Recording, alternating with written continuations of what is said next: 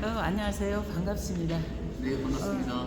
네, 이번에 저희 단일화가 이달 말일까지 네. 이잖아요. 근데 그 확진 계획에 대해서 좀 말씀해 주시고, 다음으로 대전 교육의 변화에 대해서 좀 말씀해 주시면.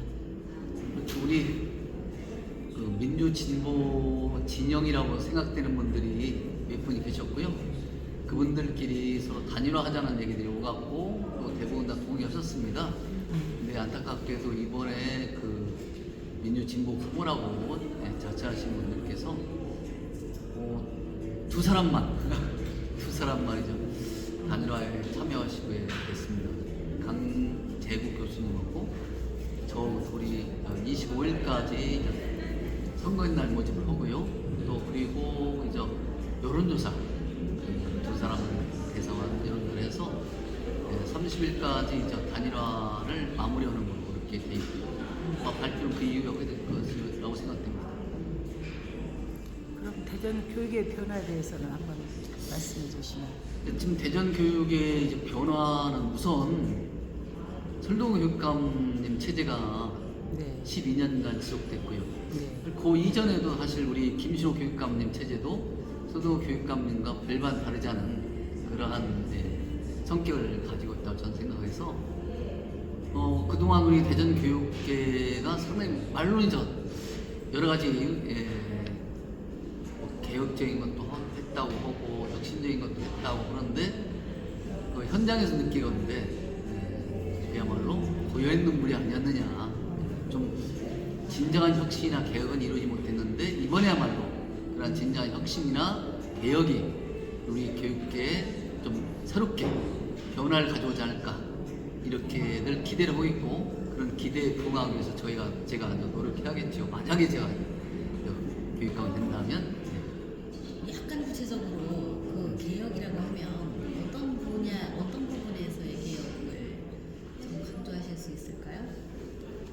우선 두 가지는 확실하게 제가 약속드리고 싶은 게 있는데요. 첫째는 모든 정책이나 사업이 좀 민주적인 과정을 거쳐서 이루어지도록 하겠습니다. 정책 순려제, 사업 순려제. 흔히 말해서 어떤 사업을 하든 정책을 하든 그와 관련된 우리 특히 교육 구성원들이 있습니다. 교사, 학생, 학부모, 시민들이 참여해서 그들이 충분하게 설명하고 그들의 의견을 충분히 받아들일 수 있는 체제를 갖추겠다는 것. 이게 첫 번째고요.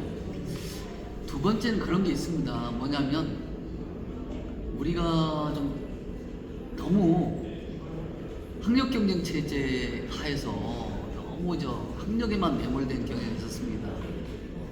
그래서 사실 20대 80에서 주로 10% 20% 학생들의 치우친 그러한 학력 경쟁, 80%는 사실상 그야말로 내버려두는 그러한 것이 아니었나라는 생각들을 많이 하고 있습니다. 사실 우리도 그렇게 느꼈고요. 예전에 교육이란 것도.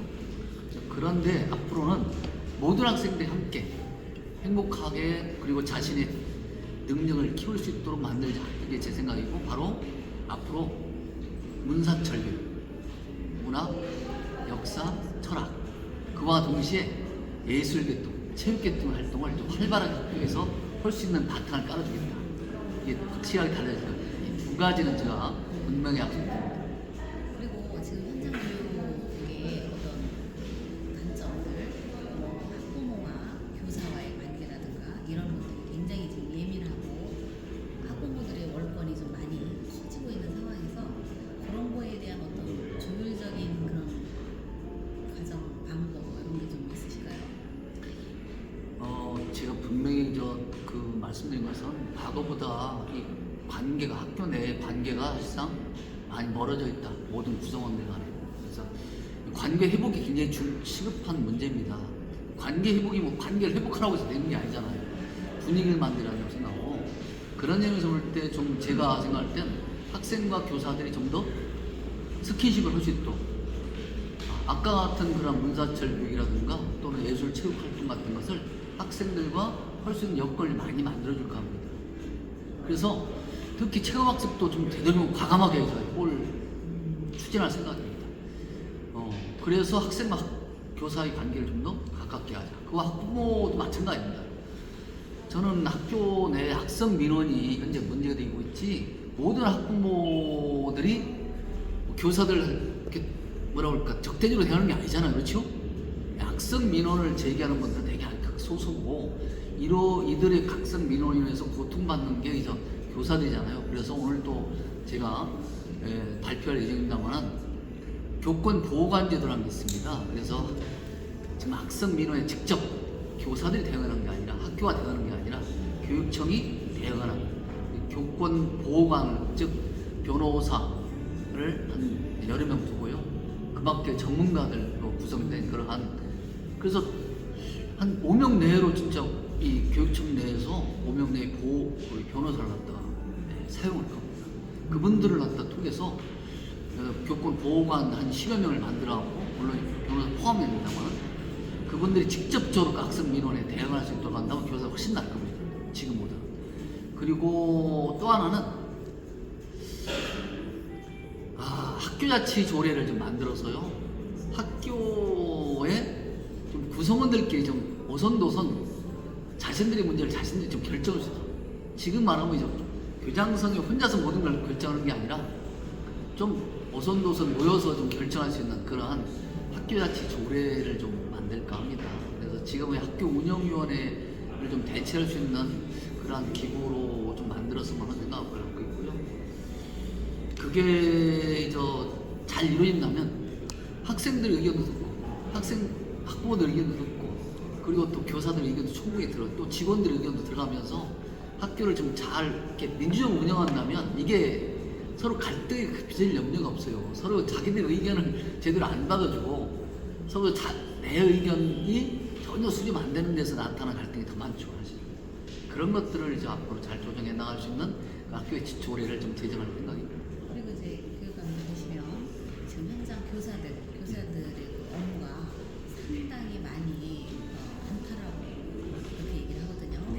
그래서 이제 그 교사들의 좀 약간 업무를 좀 경감시켜주고, 좀 뭐 이렇게 대체로 교사들을 좀 대리 교사들 좀 한다든가 뭐 이런 어떤 보관이 좀 있으십니까? 우선 저는 근본적으로 학교 업무가 가장 힘들어하는 교사들이 뭐냐면 잡무라고 생각해요. 각종 잡무. 그런데 이제 아이들 가르치는 데만 전문하면 좋겠잖아요. 그래서 업무를 최대한 줄일 수 있는 게 뭐냐면 불필요한 업무를 좀 없애버리겠다. 그러니까 교육청에 들어서 해야 할 일은 뭐냐면 각종 우리 사업이나 정책 중에서 안 해도 돼. 그러니까 직접적인 교육 관련 없는 모든 것들을 대부분 다 점진적으로 없애나가는 방향을 할 겁니다. 그리고 정말 학교가 위에서 지시하는 게 아니라 스스로 학교에서 모든 문제를 해결할 수 있도록 그러한 방향으로 추진할 생각입니다. 그래서 제발 좀 공문 좀 내려오는 거 알죠?